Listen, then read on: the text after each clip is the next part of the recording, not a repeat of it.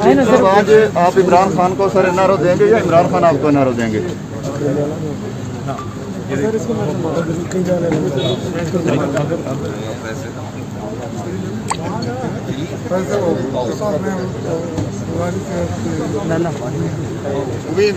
तरीन साहब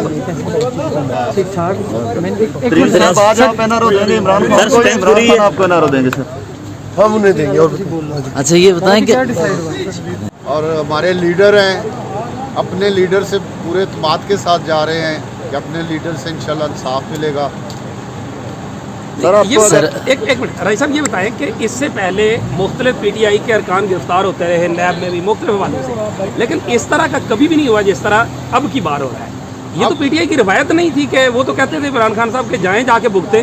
अब हम समझते हैं कि ज़्यादती हो रही है, नाइंसाफ़ी हो रही है, मेरिट नहीं है, इसलिए हम यहाँ इकट्ठे हैं और यही आज दरख्वास्त लेके वज़ीर-ए-आज़म पाकिस्तान के पास जा रहे हैं। सर अगर आज आपको इमरान खान की तरफ से एनआरओ नहीं मिला तो आप उसके खिलाफ एहतजाज करेंगे? हम कोई एनआरओ लेने नहीं जा रहे, हम इंसाफ लेने जा रहे हैं। तो राय साहब पहले जो गिरफ्तार हुए थे अलीम खान साहब या सफदान साहब, उस वक्त इंसाफ हो रहा था?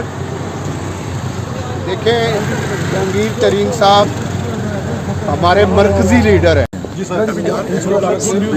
मुलाकात है, बाद में आएंगे तो आपको बताएंगे, मीडिया पूरी रूप लाएंगे। ठीक है। अच्छा क्या खान साहब ब्लैकमेल हो जाएंगे? नहीं, ब्लैकमेल नहीं हम कर रहे हैं, हम पार्टी के लोग हैं। तो जो मनी लॉन्ड्रिंग केस हैं तो उन पे तो ये ब्लैकमेल ही होंगे ना? नहीं, ये बताएं तार भाई, ये बताएं कि जब पीटीआई के बाकी अरकान गिरफ्तार हुए तो किसी किस्म का इस तरह का मजमा नहीं लगाया गया, अब की बार ऐसा क्यों है?